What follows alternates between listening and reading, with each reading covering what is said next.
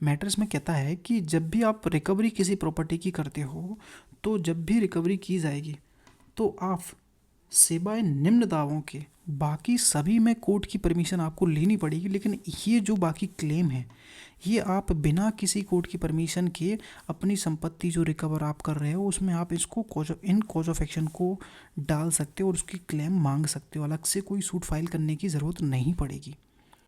Hello everyone, welcome back this channel. आज हम बात करेंगे सीपीसी का ऑर्डर 2 है और उसका हमारा रूल 4 चल रहा था। ठीक है, रूल 3 तो हम क्लियर कर चुके थे, रूल 4 आज हम क्लियर करने वाले हैं कि इसमें क्या बात कर रहा है। ठीक है, तो चलिए शुरू करते हैं। स्थावर संपत्ति की रिकवरी, यानी कि स्थावर संपत्ति की रिकवरी के लिए केवल कुछ दावों का ज्वाइन किया जाना। क्या मतलब हुआ? अब आप अपने बैरक उठा के बैठ जाइए, ये ऑर्डर 2 का रूल 4 निकाल के मैं अपनी लैंग्वेज में पढ़ाता हुआ चलूँगा, आप इसको मैच करते चलना। ठीक है, रूल 4 हमारा कहता है कि स्थावर संपत्ति की रिकवरी के लिए केवल कुछ दावों का ज्वाइन किया जा सकता है। यानी कि जब भी आप किसी भी स्थावर संपत्ति की रिकवरी करते हो तो उसमें कुछ क्लेम को आप ज्वाइन कर सकते हो बिना कोर्ट की परमिशन के।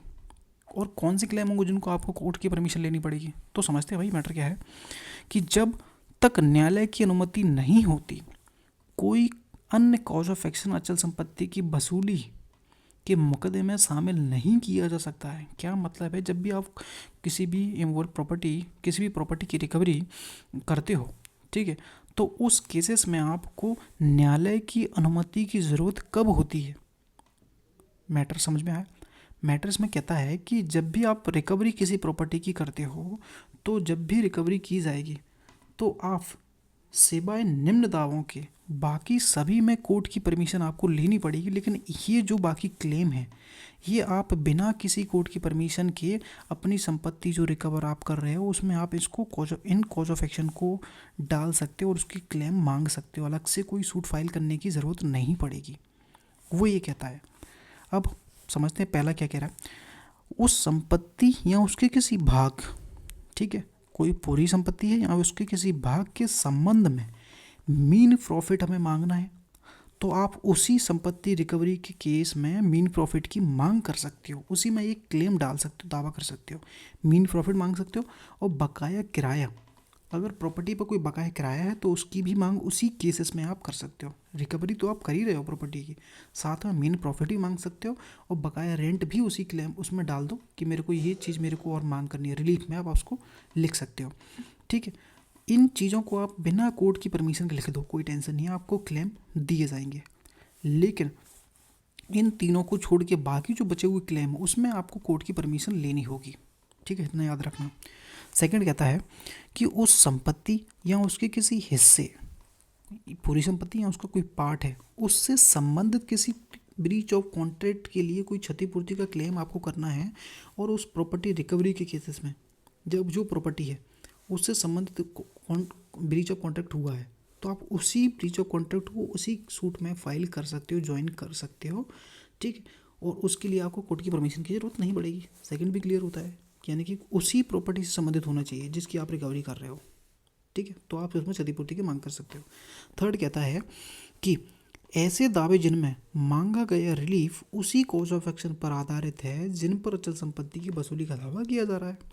अब इसका एक एग्जांपल मैंने लिख दिया है तो इससे आपका मैटर क्लियर हो जाएगा। बी रेंट ना देने के साथ साथ मकान खाली नहीं कर रहा हो तो यहाँ मकान मालिक रेंट की मांग करेगा।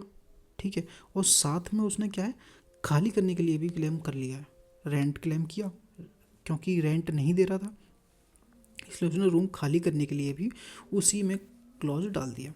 तो दोनों के लिए मांग कर सकता है क्योंकि मकान का रेंट और खाली करने का जो दावा है समान दावा है, समान कॉज ऑफ एक्शन से जुड़ा हुआ है, इसलिए आप एक ही सूट में इन दोनों को डाल सकते हो। इसलिए ये मैंने क्लियर समझ में नहीं आएगा इसलिए एग्जांपल डाल दिया था।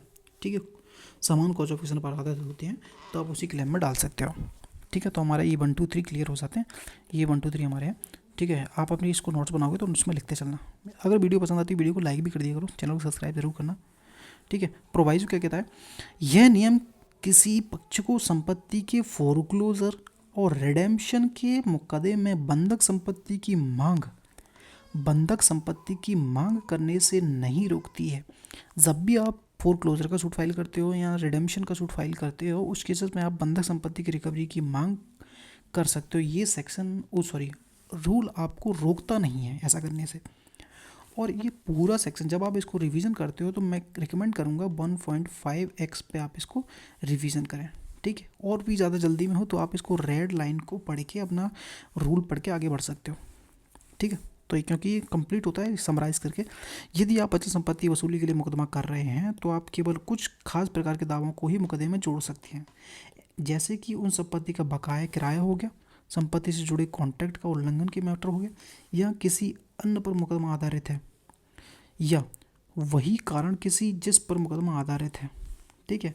अन्य किसी कारण से जोड़ने के लिए अदालत की अनुमति लेनी होगी। कोई अन्य मैटर हो गया, इनको छोड़ के कोई अन्य मैटर हो गया, आपको उसमें कोर्ट की परमिशन की लेनी पड़ेगी ऐसा जो क्लेम जोड़ने के लिए। एग्जाम्पल समझते हैं कि अगर कोई व्यक्ति अचल संपत्ति की वसूली के लिए मुकदमा करता है तो वह उस संपत्ति के बकाये किराए का दावा भी उसी मुकदमे में कर सकता है, सीधी सीधी बात है। लेकिन किसी अन्य विषय का दावा, ठीक है, यहाँ तो क्लियर हो गया कि भाई ये हमारा पॉइंट मैच कर रहा था तो हमने उसी में क्लेम कर लिया। लेकिन अगर विषय का दावा, अलग विषय का दावा, जैसे कि कोई अलग कॉन्ट्रैक्ट का विवाद हो गया, जोड़ने के लिए न्यायालय की अनुमति लेनी पड़ेगी कि तुम्हारा मैटर ही अलग हो गया ना भाई। मैटर तुम प्रॉपर्टी रिकवर कर रहे हो लेकिन कोई अन्य प्रकार का सूट उसमें जोड़ने की कोशिश कर रहे हो जो कि किसी अन्य सब्जेक्ट से रिलेटेड है, तो वो आप ज्वाइन नहीं कर पाओगे। इनको तो आप बिना कोर्ट की परमिशन के आप उसमें ज्वाइन कर देना सूट में, तो वो चलेगा, ठीक है। और बाकी किसी और को जोड़ना तो कोर्ट की परमिशन ले लेना पहले, तब उसको ज्वाइन करना, ठीक है। तो ये हमारा रूल 4 क्लियर होता है। वीडियो पसंद है वीडियो को लाइक करना, चैनल को सब्सक्राइब करना। मिलते हैं नेक्स्ट रूल में, ठीक है। रूल 5 पढ़ेंगे, ठीक है। तो वीडियो पसंद है वीडियो को लाइक करना, चैनल को सब्सक्राइब ज़रूर करना। कोई कन्फ्यूज़न होता है तो आप कमेंट कर सकते हो, ठीक है। मैं इसलिए नेक्स्ट वीडियो में। Thank you.